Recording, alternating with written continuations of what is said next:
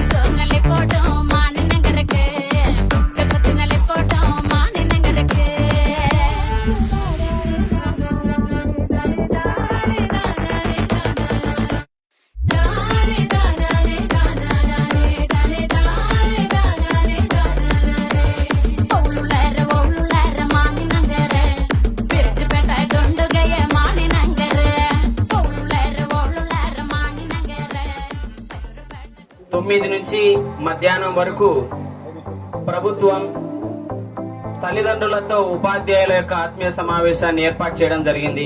Mega parent meeting ని ఈ meeting యొక్క లక్ష్యం ఏంటంటే, ప్రభుత్వ లక్ష్యం విద్యార్థులను మనం చదివిస్తూ ఉన్నాం. విద్యార్థులకు, తర్వాత ఉపాధ్యాయులకు, తర్వాత తల్లిదండ్రులకు, వీళ్ళందరితోటి ఒక అనుబంధం అనేటువంటిది ఉన్నప్పుడు, ఒక రిలేషన్ ఉన్నప్పుడు మన విద్యార్థుల యొక్క ప్రగతిని ఎలా ఉన్నారు, వాళ్ళు ఏంటి అనేటువంటిది మనం తెలుసుకోవడానికి, మన విద్యార్థులు ఎంత బాగా చదువుతున్నారు, ఎక్కడన్నా ఏదన్నా పొరపాట్లు ఉన్నాయా, ఇవన్నీ కూడా తెలుసుకోవడానికి ఇలాంటి సమావేశాలు అనేటువంటివి చక్కగా ఉపయోగపడతాయి. ఆ కాన్సెప్ట్ తోనే ఈ విద్యాభివృద్ధిని మరింత ముందుకు తీసుకెళ్లాలి. పిల్లలని ఇంకా ప్రైవేట్ పాఠశాలలకు ధీటుగా మన పిల్లల్ని కూడా తయారు చేయాలి అనేటువంటి ఒక కాన్సెప్ట్ తోటి అన్ని రంగాలలో కూడా విద్యార్థుల్ని ముందుకు తీసుకెళ్లాలనేటువంటి ఒక సదుద్దేశంతో ఈ రోజు రాష్ట్ర వ్యాప్తంగా కూడా ప్రతి పాఠశాలలో ఈ మెగా పేరెంట్ మీటింగ్ అనేటువంటిది నిర్వహించడం జరుగుతూ ఉంది. మరి ఈ కార్యక్రమానికి మన ఆంధ్రప్రదేశ్ ఆదర్శ పాఠశాల, మన తిమ్మాపురం మోడల్ స్కూల్ ప్రిన్సిపల్ గారైనటువంటి కె లక్ష్మణరావు గారిని వేదికను అలంకరించి ఈ కార్యక్రమానికి అధ్యక్షత వహించవలసిందిగా సార్ గారిని సాదరంగా ఆహ్వానిస్తున్నాం. సార్ శ్రీ రామ్ సుబే సార్ గారిని కూడా వేదికను అలంకరించవలసిందిగా ఆహ్వానిస్తున్నాం. సార్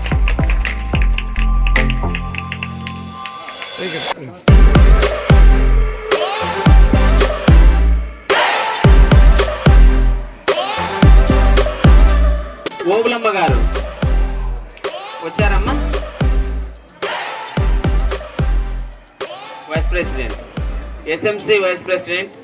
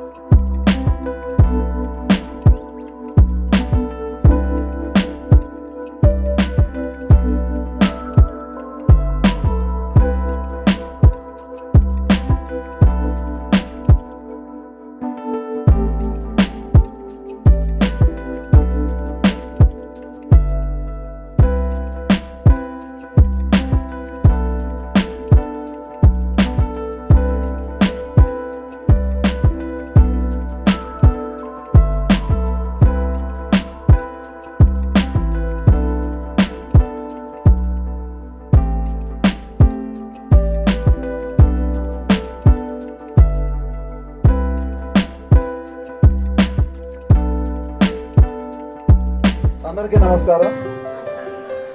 సో మీ అందరికీ బాగా తెలిసిన వాడినే, చాలా సార్లు చూసుంటారు. ఇప్పుడు ఇందాక సార్ చెప్పినట్లు రాష్ట్ర వ్యాప్తంగా ప్రభుత్వం అన్ని స్కూళ్ళలో జరుగుతుంది. మోడల్ స్కూల్లోనే జరగట్లేదు, చిన్న స్కూల్ పెద్ద స్కూల్ ప్రతి గవర్నమెంట్ స్కూల్లో ఇది జరుగుతుంది, మన దగ్గర కూడా జరుగుతుంది. కాకపోతే మనం పేరెంట్స్ మీటింగ్ అనేది తరచుగా పెట్టుకుంటూనే ఉంటాము. అందులో వచ్చిన సమస్య ఏంటంటే పేరెంట్స్ కొంచెం తక్కువ మంది వస్తారు, ఈ రోజు కొంచెం ఎక్కువ మంది వచ్చారు. సో ఇందులో మీరు మీ టీచర్లతో మాట్లాడారు. మీ టీచర్లతో మాట్లాడినప్పుడు కొన్ని విషయాలు ఏదో వాళ్ళు చెప్పుంటారు. ఇందులో మేము ఫస్ట్ చేయాల్సిన పని ఏంటంటే ఏ పిల్లవాడు కూడా పనికిరాని వాడు కాదు. ఫస్ట్ మనం గుర్తించాల్సింది ఏంటంటే ఏ పిల్లాడు పనికిరాని వాడు కాదు. చదువులో ఎక్కువ మార్కులు వస్తే వాడు సూపర్ అని, చదువులో కొంచెం తక్కువ మార్కులు వస్తుంటే వాడు ఎందుకు పనికిరాని వాడు అయితే మాత్రం ఖచ్చితంగా కాదు. అది మనం తెలుసుకోవాలి. మనకు ఒక దురభిప్రాయం ఏంటంటే మార్కులు వస్తే వాడు ఎక్కడికో వెళ్తాడు, మార్కులు రాకపోతే వాడు ఎందుకు పనికిరాడు అని చెప్పేసి. కానీ మన ముందే చాలా ఎగ్జాంపుల్స్ ఉంటాయి. మార్కులు కొంచెం అటు ఇటు అయినా కూడా జీవితంలో సక్సెస్ అయ్యే వాళ్ళు చాలా మంది ఉంటారు.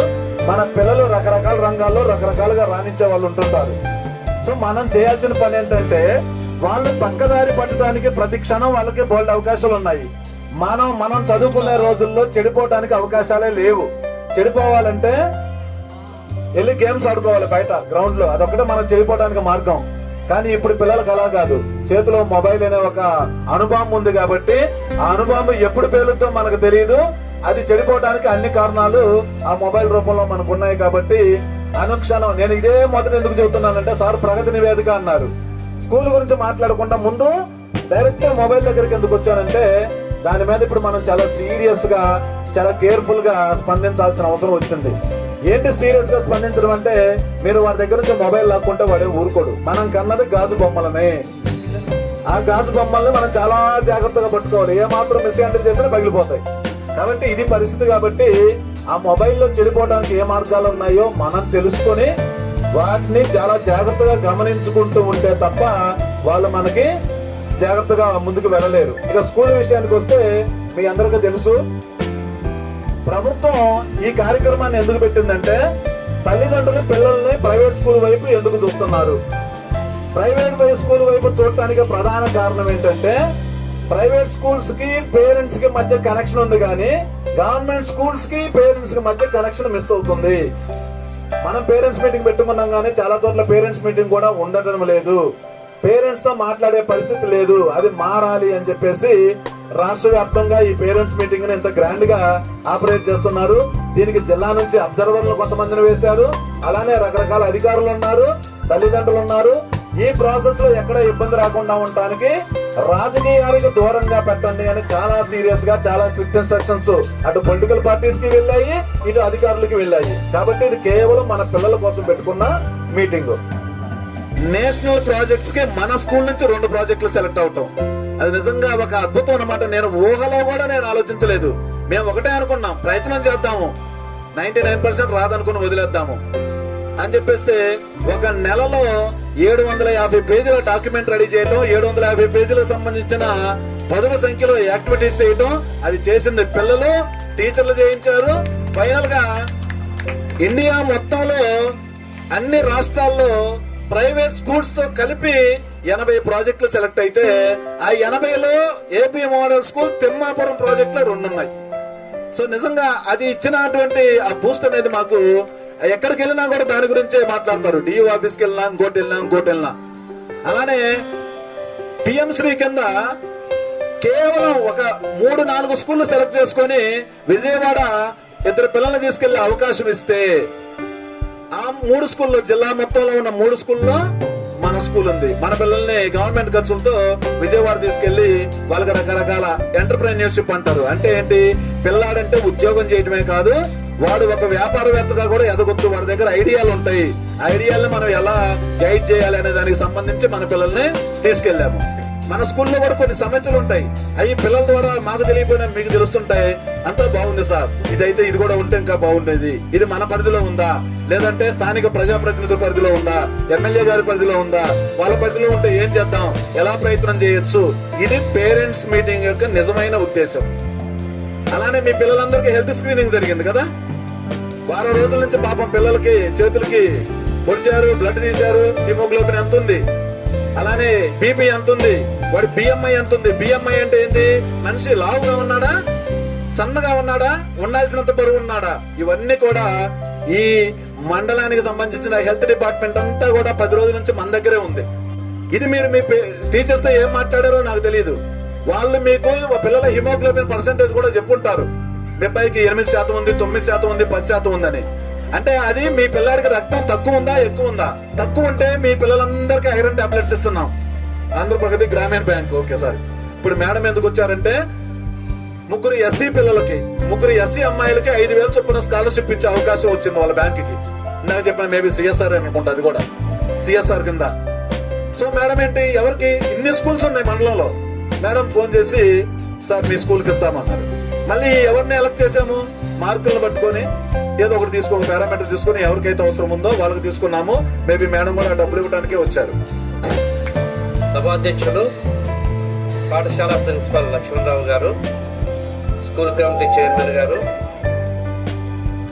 ఏపీ ఆంధ్ర ప్రగతి గ్రామీణ బ్యాంక్ మేనేజర్ గారు, వేదికను అలంకరించినటువంటి ఇతర ఎస్ఎంసీ సభ్యులకు, పాఠశాలలో పనిచేస్తున్నటువంటి ఉపాధ్యాయులకు, ఈ కార్యక్రమానికి పెద్ద ఎత్తున తరలి వచ్చినటువంటి విద్యార్థుల తల్లిదండ్రులకు అందరికీ నా నమస్కారం.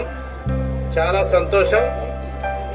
నిజంగా మాకు ఈరోజు ఎట్లుందంటే అన్నం తినకుండానే కడుపు నిండిపోయింది. ఎందుకంటే రాష్ట్ర వ్యాప్తంగా ఈరోజు మొత్తం 45,000 పాఠశాలల్లో మెగా పేరెంట్ టీచర్ సమావేశం జరుగుతున్నటువంటి సందర్భంలో మరి మన ఏపీ మోడల్ స్కూల్లో జరుగుతున్నటువంటి ఈ సమావేశానికి ఇంతమంది తల్లిదండ్రులు రావడం నిజంగా చాలా సంతోషం.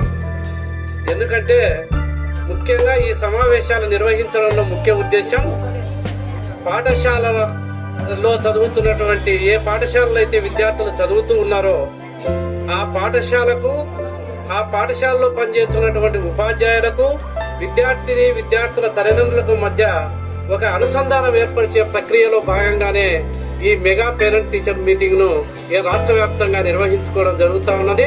అందులో భాగంగానే ఈ సమావేశాన్ని ఇక్కడ కూడా నిర్వహించుకుంటున్నాం.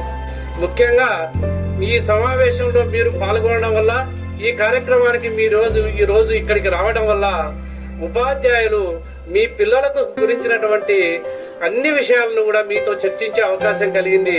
ఆ విధంగా చర్చించి ఉంటారని నేను అనుకుంటున్నాను.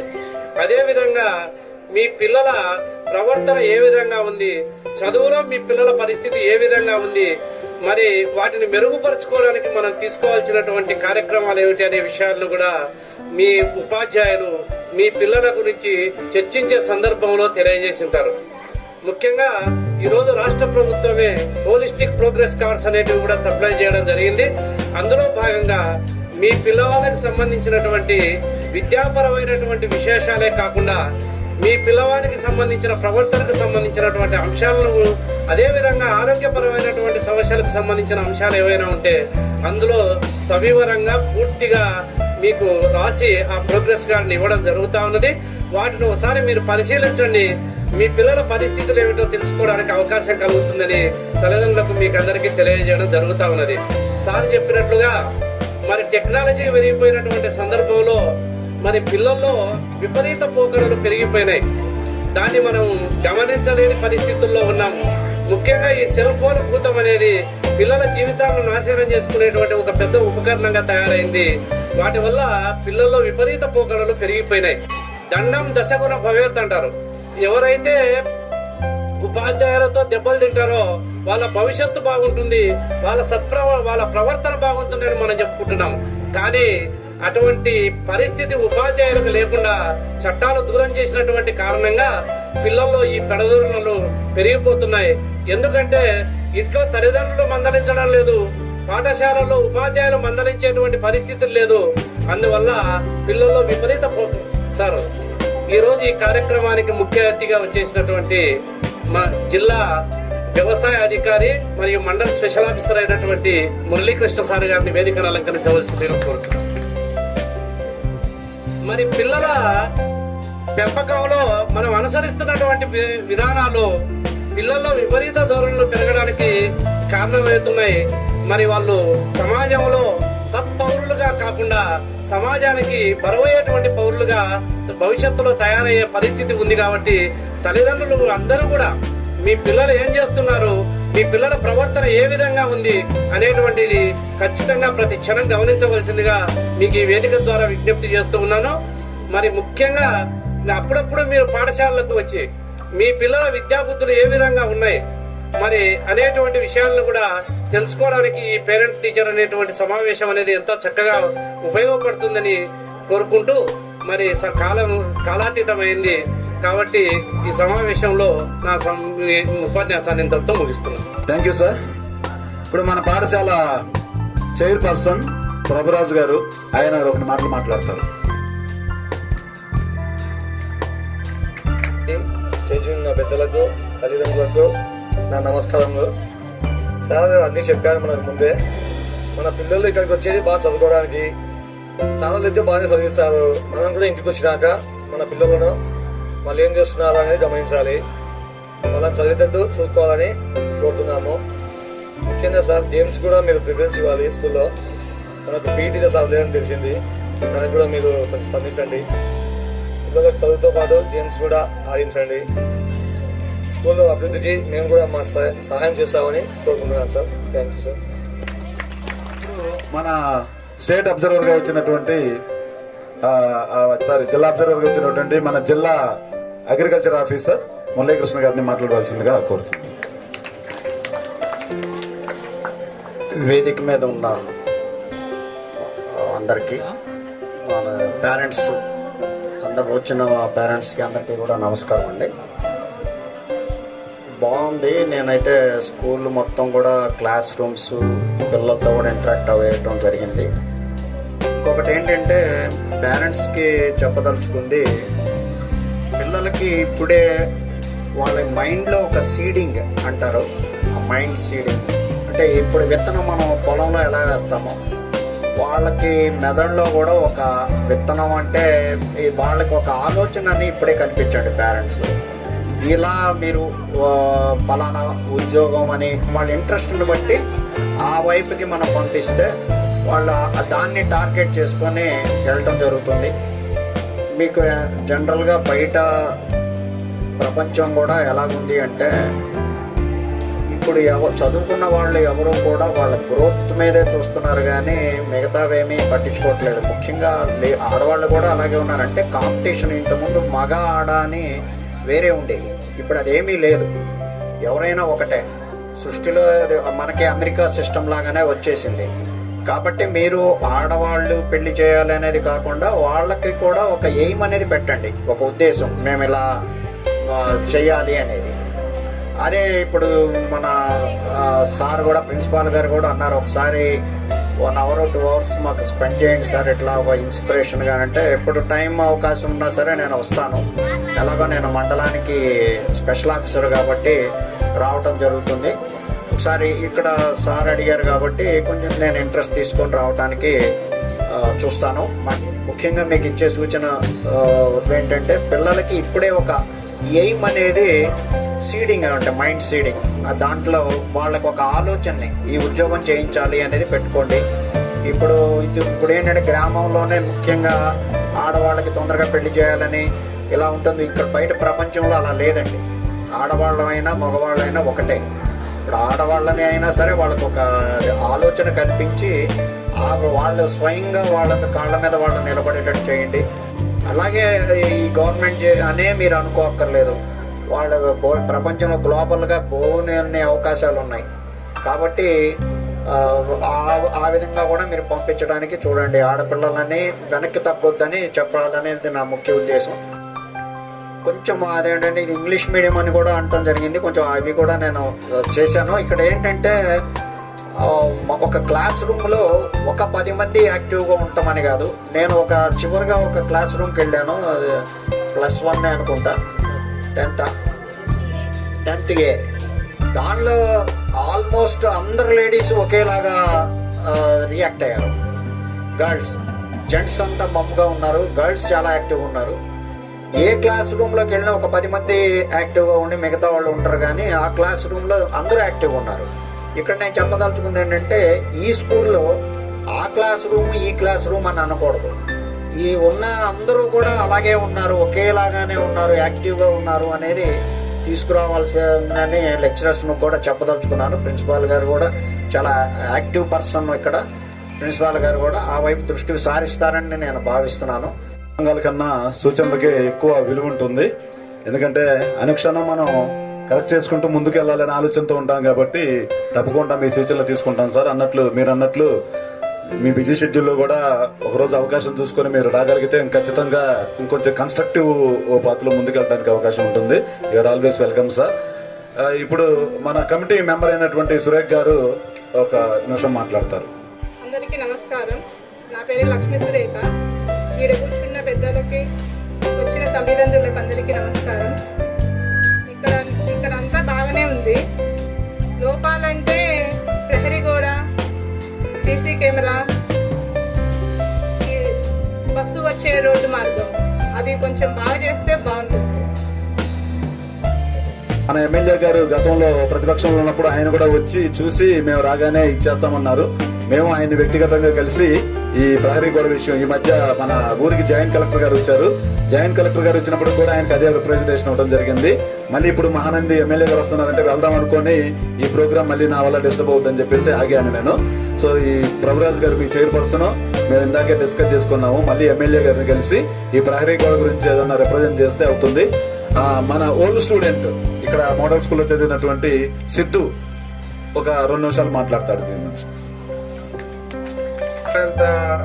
మేమేం తెలియదు, ఏదో జస్ట్ సార్ చెప్పారు. దాన్ని బట్టి అంటే మా టైంలో మేము ఫస్ట్ బ్యాచ్ అనమాట. అంటే 2013 నుంచి 18 బ్యాచ్ మాది. అప్పుడు ఫస్ట్ స్టార్టింగ్ ఆ టైంలో జై సమైక్యత మూవ్మెంట్ కూడా జరుగుతుంది సార్. అప్పుడు రోడ్స్ లేవు సార్, రోడ్స్ లేవు, హాస్టల్ లేదు, ఏ మినిమం అంటే వాటర్ కూడా తాగడానికి మంచిగా ఉండేవి కాదు. అలాంటి టైంలో వస్తే ఇట్లా ఇటువైపు శ్మశానం ఉంది, శ్మశానం రోడ్లో రావాలి, లేదా ఇట్లా రావాలి. ఇట్లా వచ్చినా కూడా జస్ట్ పోలేరమ్మ గుడి దగ్గర అందరం ఆగిపోయే వాళ్ళం. అప్పుడు అంతా మేము ఇంత ఉండేవాళ్ళం. చిన్న వాన పడ్డ కూడా వాటర్ వచ్చేటివి. అప్పుడు తిమ్మాపురం గ్రామ ప్రజలతో మాట్లాడి ప్రిన్సిపల్ గారు, అప్పుడున్న principal Uday Bhaskar sir, vice principal Maria Das గారు, వాళ్ళిద్దరు కలిసి ప్రజలతో మాట్లాడి మమ్మల్ని దాటించే ప్రయత్నం చేశారు. ఏ రోజు స్కూల్ ఆపకుండా, ఎన్ని స్కూల్స్ ఆ టైంలో సమైక్యత మూమెంట్లో ఆపినా కూడా మా స్టాండర్డ్స్ దెబ్బతినకూడదు అని చెప్పేసి అప్పుడున్నే జస్ట్ 5 మెంబర్స్ స్టాఫ్తో స్టార్ట్ అయింది స్కూలు. అప్పుడు మేము వచ్చేసి 180 మెంబర్స్ స్టూడెంట్స్ స్టార్టింగ్ అయింది.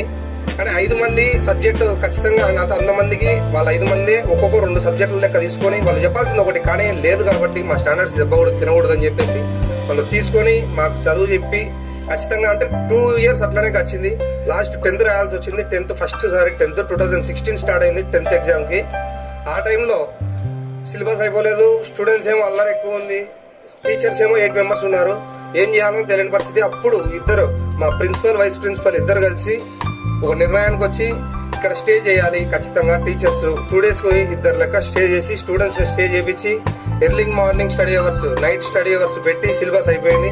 అయితే దానికి బాగా సహకరించింది అప్పుడున్న మా ఊరి నటరాజ్ యూత్ తరఫున మా పగడాల నాగరాజు గారు అండ్ లక్కాకుల చినకాసాయ గారు వాళ్ళ సహాయపడ్డారు. కాఫీ, టీ అండ్ అప్పుడు రోడ్డు కూడా లేదు, ప్రొక్లైన్తో వాళ్ళే రోడ్డు వేయించారు. ఆ రోడ్డు ద్వారా అందరం వచ్చేవాళ్ళం.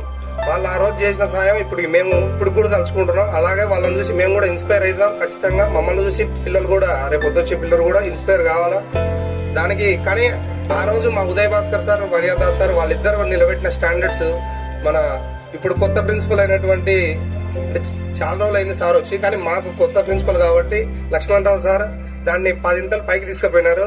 అంటే ఒకప్పుడు నవోదయ స్కూల్స్ కోసం పోటీ పడే పిల్లలు, అప్పుడు స్టూడెంట్స్ తల్లిదండ్రులు కూడా నవోదయ ప్రైవేట్ స్కూల్లో ఒకప్పుడు అంటే ఆ స్కూళ్ళ కోసం పోటీ పడేవాళ్ళు. ఈ రోజు మోడల్ స్కూల్లో సీట్ రావడం అంటే పేరెంట్స్కి తెలియదేం కాదు, ప్రతి ఒక్కరికి తెలుసు మోడల్ స్కూల్ సీట్ రావడం అంటే ఎంత కష్టం అనేది. దానికోసం సార్ వాళ్ళు అహర్నిశలు కష్టపడ్డారు. ప్రతి టీచరు, ప్రతి వాళ్ళు ఖచ్చితంగా కారణం. సారు ఫస్ట్ ప్రిన్సిపల్ సార్ టీచర్గా పనిచేసేవాళ్ళు. ఆయన టీచర్గా పనిచేస్తున్న డిఎస్సి రాసి మళ్ళీ రాష్ట్రంలోనే 8వ ర్యాంక్ తీసుకున్నారు. మన అదృష్టం ఏమో తెలియదు, కానీ గవర్నమెంట్ ఆయనకి 150 స్కూల్స్ మీకు ఏది కావాలో సెలెక్ట్ చేసుకోరు అని చెప్పినప్పుడు మన అదృష్టమో మిగతా స్కూల్స్ దురదృష్టమో మనకు తెలియదు, కానీ ఆయన తిమ్మాపురం మోడల్ స్కూల్ ఎంచుకున్నారు. సార్ దానికి మేము చాలా కృతజ్ఞతలు ఉంటాం సార్ ఖచ్చితంగా మీకు.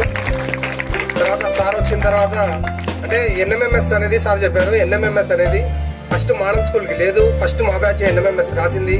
మాకు సోషల్ నరేష్ సార్ అని చెప్పి ఒక ఆయన ఉండేవారు.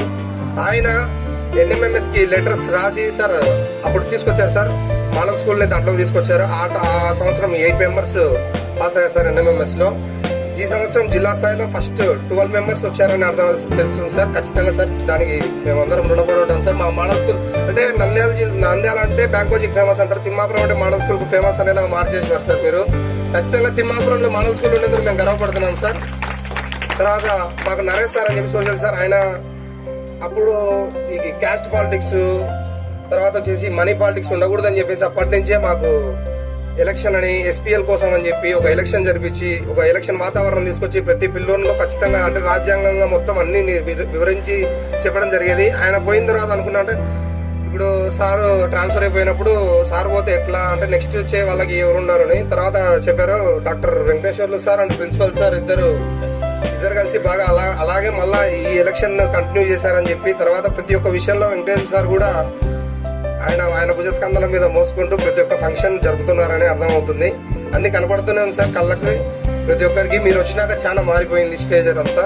ఈరోజు మోడల్ స్కూల్ అంటే ఒక గవర్నమెంట్ స్కూల్ కాదు, మోడల్ స్కూల్ అంటే ఒక బ్రాండ్ అంతే. అది ఏ ప్రైవేట్ స్కూల్తో పోటీ ఏ ప్రైవేట్ స్కూల్ గవర్నమెంట్ మోడల్ స్కూల్తో పోటీ పడలేదు సార్. నేను గౌరవంగా చెప్పుకుంటా సార్, నేను తిమ్మాపురం మోడల్ స్కూల్లో చదివినాను. తర్వాత ఈ రోజు తిమ్మాపురం మోడల్ స్కూల్ ఈ విధంగా ఉన్నందుకు నేను గర్వపడుతున్నాను sir. Thank you sir. Thank you for giving this opportunity.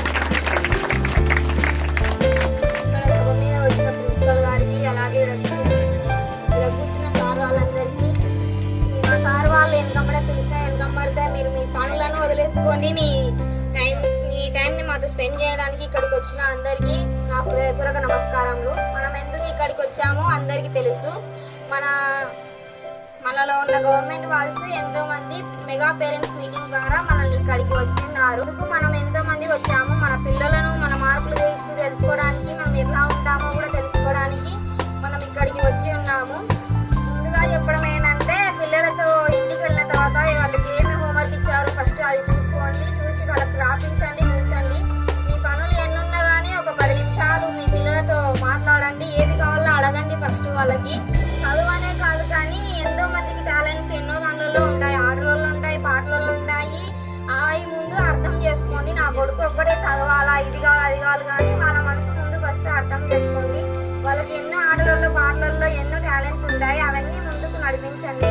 మొన్న రీసెంట్గా జరిగింది ఏంటంటే ఒక 2 అబ్బాయిలు, అమ్మాయి అబ్బాయి తెలియదేమో కానీ 10th ఫెయిల్ అయ్యారని ఉరేసుకొని చనిపోయారు. హైదరాబాద్లోనే మొన్ననే వచ్చినది. మీరు కూడా 10th ఫెయిల్ అయ్యారు, నా కొడుకు ఏదానికి పనికిరారని ఎప్పుడు అనుకోకండి. కూర్చోండి, అడగండి. ఏదైనా లోపాలు ఉన్నాయో అవి సరి చేయండి. అందుకని అడుగుతున్నాము. ఇంకా మహానంది మన మండలంలో ఎక్కువ 18 ఏళ్ళు రాకముందుకే ఎంతోమంది ఆడపిల్లలకు మ్యారేజ్ చేస్తున్నారు. అది కూడా చూసుకోండి. మ్యారేజ్ అనేది ఇప్పుడు ఏంది, నా కొడుకు చదువుతాడు, నా కూతురు చదవలేదు, ఏంది కూతురికి చదువు అవసరమా ఏమన్నా, ఒక 10 చదివితే చాలు, ఒక inter first year second year చదివితే చాలు అని ఎవరు అనుకోకండి. ఇప్పుడున్న జనరేషన్లో బాయ్స్ కన్నా గర్ల్స్ ఎక్కువ ముందుగా ఉన్నారు. అన్ని రంగాలలో ముందుకు అడిగేస్తుంది గర్ల్సే. అది కూడా అర్థం చేసుకోండి. గర్ల్స్ అని ఎప్పుడు తక్కువ చేయకు. ఎందుకంటే మీరు కూడా ఒక ఆడపిల్లనే అని గుర్తుపెట్టుకోండి. ఇక్కడ వచ్చిన చిన్న అవకాశాన్ని బట్టి థ్యాంక్ యూ సో మచ్.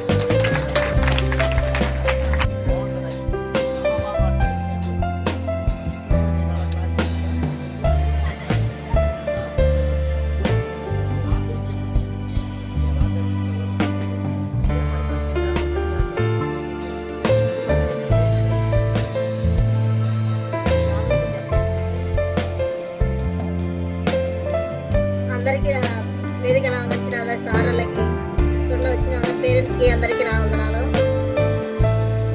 పాప చెప్పిందని కాదు, 11 ఇంట్లో అన్నీ ఉంటుంది కాబట్టి అన్నీ జరుగుతుంటాయి కాబట్టి పాప ఆడపిల్ల అని కాదు, మగపిల్ల అని కాదు, అందరు చదువుకోవాలనే సార్ ప్రిన్సిపల్ గారు ఇక్కడ ఉన్న సార్లు కూడా అందరికీ మన పిల్లలు చదివేయాలనే. మనకి ఏదో హోంవర్క్ తప్పు అయినా కానీ పిల్లలు ఈ ప్రోగ్రెస్ కార్డులలో అన్ని ఏ విధంగా తప్పు ఉన్నా కానీ సారులు ఈ విధంగా చదువుతుందమ్మా ఈ విధంగా అని చెప్తూనే ఉంటారు సారులు. మనం కూడా వాళ్ళను చెప్పినట్టుగా కొంచెం ఇంటి దగ్గర కూర్చోబెట్టి చదివేయాలా. అందరూ బాగా చదువుకోవాలని సారులు కూడా బాగా ప్రోత్సహిస్తున్నారు. ప్రతి ఒక్కరు మర్చిపోకుండా పేరెంట్స్ మీటింగ్ కానీ ప్రతి ఒక్కటి ఏదైనా మీటింగ్లకు ఖచ్చితంగా అటెండ్ కావాలని ప్రతిజ్ఞ.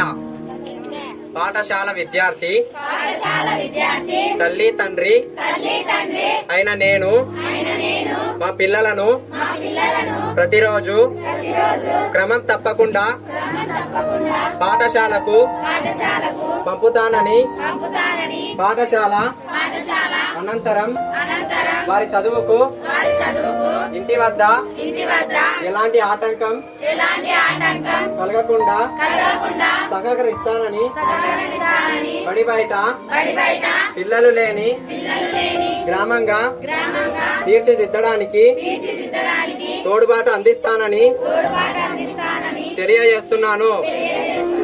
పాఠశాల అభివృద్ధి కార్యక్రమాలలో నిరంతరం పాల్గొని అంకిత భావంతో ఉపాధ్యాయులకు సహకరిస్తానని పాఠశాలకు ప్రజలకు మధ్య వారధిగా వ్యవహరిస్తానని తెలియజేస్తున్నాను. పిల్లల బంగారు భవిత కోసం వారి విద్యా ప్రణామాలు మెరుగుపరచడంతో పాటు శారీరక మానసిక నైతిక వికాసానికి కృషి చేస్తానని బాల్య వివాహాలను నివారించి పిల్లలకు భద్రత కల్పిస్తానని పిల్లల ఉన్నతి కోసం పూర్తిగా సహకరిస్తానని నవ సమాజ నిర్మాణం కోసం నా వంతు కృషి చేస్తానని మనస్ఫూర్తిగా ప్రతిజ్ఞ చేయుచున్నాను. ఇక చివరి కార్యక్రమంగా ఆ స్కాలర్షిప్లు మా పాఠశాలను ఎంచుకున్నందుకు, మా ముగ్గురు విద్యార్థుల చదువుకి సహకరిస్తున్నందుకు ఆంధ్రప్రగతి గ్రామీణ బ్యాంక్ వారికి నిజంగా మనస్ఫూర్తిగా ధన్యవాదాలు తెలియజేస్తున్నాను. బ్యాంక్ మేనేజర్ గారికి ప్రత్యేకంగా ధన్యవాదాలు తెలియజేస్తున్నాను.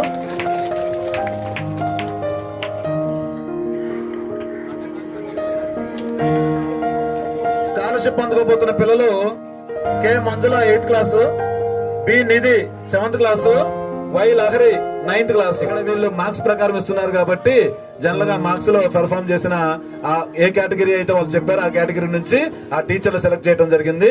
ఆ ముగ్గురికి ఇప్పుడు ఇవ్వడం జరుగుతుంది, మంజుల, నిధి అండ్ లహరి.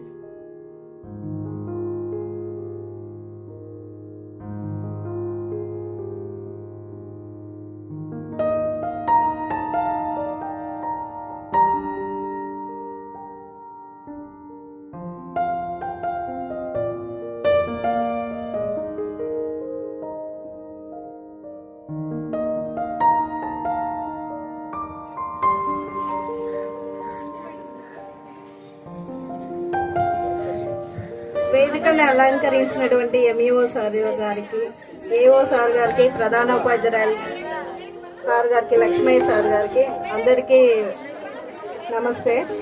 వచ్చిన పేరెంట్స్ అందరికీ నమస్తే. మాకు సోషల్ ఫస్ట్ ఆంధ్రప్రదేశ్ గ్రామీణ బ్యాంక్ మేనేజర్ని నేను. అందరికి ఇక్కడ కొంతమందికైనా తెలిసి ఉంటాను. తెలుసా అమ్మా అందరికి? మెయిన్ గా ఏమంటే సోషల్ రెస్పాన్సిబిలిటీ కింద మా బ్యాంక్ మంచి పనులు కొన్ని చేస్తున్నాయి అని చెప్పుకోవడానికి ఈ పేరెంట్స్ మీటింగ్ మాకు బాగా యూజ్ అయింది. ఆంధ్రప్రదేశ్ గ్రామీణ బ్యాంక్ వాళ్ళు స్కాలర్షిప్ కింద 7th, 8th, 9th బాగా చదివే పిల్లలకు లాస్ట్ సంవత్సరంలో ఎవరైతే ఫస్ట్ వచ్చినారో వాళ్ళకు స్కాలర్షిప్ కింద 5,000 ఇమ్మని ఇచ్చారు. అవి కూడా అకౌంట్ లోకే క్రెడిట్ చేయమని చెప్పారు. అందుకనే పిల్లలకు అకౌంట్ ఓపెన్ చేసి దాంట్లో 5,000 మేము వేసి వాళ్ళకి అందజేసాము. మెయిన్ గా మాకు ఏదైనా ఒక స్కూల్ సెలెక్ట్ చేసుకోమన్నారు. నేను మోడల్ స్కూల్ మాత్రమే సెలెక్ట్ చేసుకున్నాను. ఎందుకంటే సారు ఎప్పుడు ఫోన్ చేసినా సార్ మాకు అకౌంట్స్ ఓపెన్ చేయించాలి పిల్లలతో అంటే, రండి మేడం అని ఒక్క గంట టైంలో అందరి పిల్లలకి అరేంజ్ చేసేస్తారు. ఆ విధంగా నేను Thimmapuram school model school select చేసుకున్నాను. ఇంకోటి మోడల్ స్కూల్ అంటే నాకు కూడా చాలా ఆసక్తి. ఎందుకంటే నాది కోడుమూరు నేటివ్ ప్లేస్. కోడుమూరులో 2017-18 ఆ టైంలో అప్పుడు గ్రేడ్స్ ఉన్నాయి. 10కి 10కి వచ్చాయి. నేను మా పిల్లల్ని మోడల్ స్కూల్లోనే వదులుదాం అనుకున్నా. తర్వాత ప్రిన్సిపల్ చేంజ్ అయ్యేసరికి మళ్ళీ అది మారిపోయింది. అంటే ప్రిన్సిపల్ ని బట్టి కూడా మార్కులు వస్తుంటాయి స్కూల్లో. ఆ విధంగా మోడల్ స్కూలు నేను నారాయణ చైతన్య ఆ స్కూల్లో కంటే మోడల్ స్కూల్లోనే వదులుదామని అనుకున్నాను. కొంచెం ప్రిన్సిపల్ ని బట్టి కూడా మారిపోతా ఉంటాయి. మీరు బాగా చాలా మంచిగా ఉంది సార్ మీరు వచ్చిన తర్వాత స్కూలు. థ్యాంక్ యూ సార్ ఈ అవకాశం ఇచ్చినందుకు. ఇక్కడ వేదికను అలంకరించినటువంటి ప్రిన్సిపల్ లక్ష్మణ్ సార్ గారికి, మరి ఇక్కడ ఉన్నటువంటి ప్రధాన ఉపాధ్యాయులకి, మిగతా అధికారులందరికీ నా యొక్క హృదయపూర్వక నమస్కారాలండి.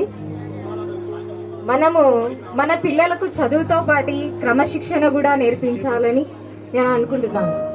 ఎందుకంటే పిల్లలు ఇప్పుడు చదువు ఒకటే ప్రాధాన్యత కాదు, చాలా మంది పిల్లలు స్కూల్ నుంచి ఇంటికి వచ్చిన తర్వాత వాళ్ళ ప్రవర్తన ఏంటి అనేది తల్లిదండ్రులు గమనించాల్సిన అవసరం ఉంది. కింద పోస్టర్లు అతికించినారు సార్ వాళ్ళు.